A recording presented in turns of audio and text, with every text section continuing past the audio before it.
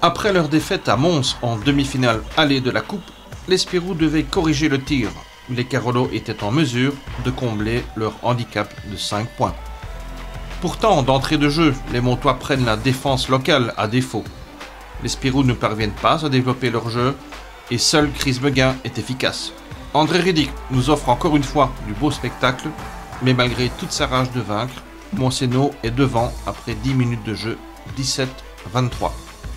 17-26 même en début de deuxième quart, les Montois ne lâchent rien. Mais peu à peu, les Carolo prennent la direction des opérations.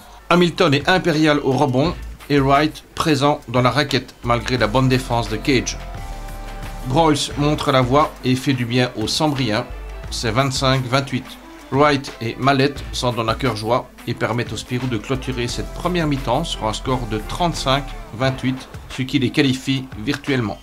Mais la reprise est de nouveau catastrophique. Les Spirou sont menés dans un premier temps 35-41, notamment via le meneur Hatton, avant d'aligner un 9-0 qui leur permet de reprendre les devants à 44-41. Mons a toutefois l'avantage à la demi-heure 44-47. Le dernier quart décisif pour la qualification tourne dans un premier temps à l'avantage de Mons avec un score de 46-53. L'espoir d'inverser la tendance est mince.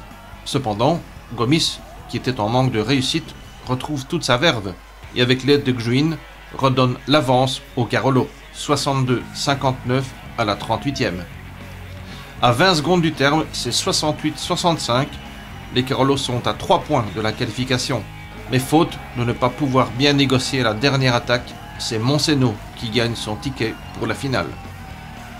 Du côté Carolo, on regrettera le manque de précision offensive, d'où une légitime déception chez Christophe Beguin. Christophe, on imagine bien que c'est la déception qui domine ce soir. C'est une énorme déception. Je crois que voilà, on est passé à côté du coche. On n'a pas joué peut-être notre basket pendant 40 minutes comme il fallait. Et bon, je crois que c'est vrai que finalement les limiter à 65 points, c'est peut-être pas une mauvaise chose. Mais je crois qu'offensivement, on a eu beaucoup de lacunes. On a peut-être forcé parfois un petit peu les shots un peu trop rapidement. Mais bon, quand on rentre dans un match comme ça où ça ne rentre pas, ça devient très difficile, quoi. Finalement, 5 points, c'était beaucoup. Ouais, c'est comme j'avais dit, hein, ça peut être beaucoup et peu à la fois. Donc voilà, aujourd'hui c'était beaucoup. Je crois qu'on a vraiment encore eu cette dernière possession pour faire quelque chose. Je veux dire, à la limite, si on peut marquer un simple lay-up, on va en prolongation. Je crois qu'à ce moment-là, le match il est à rejouer. Donc bon, c'est vrai que ça s'est joué à pas grand-chose aujourd'hui. Monceneau a bien joué le coup quand même. Ouais, ils ont très bien joué le coup. Je crois qu'ils ont bien géré. Ils sont vraiment venus ici pour avoir leur place en finale. Et je crois que peut-être finalement l'équipe qui a le plus désiré cette place l'a remporté aujourd'hui. Cap sur le championnat maintenant, et vous visez bien sûr cette première place, d'abord l'assurer et puis les playoffs. La saison n'est pas finie pour vous? Non, loin de là. Maintenant, voilà, on a vraiment plus que cet objectif-là, c'est vraiment se focaliser à 100% sur le championnat. Et voilà, comme vous dites, on va vraiment tout faire pour essayer justement de finir en pole position. Et puis voilà, une fois qu'on arrive dans les playoffs, c'est à nous de continuer sur cette lancée-là.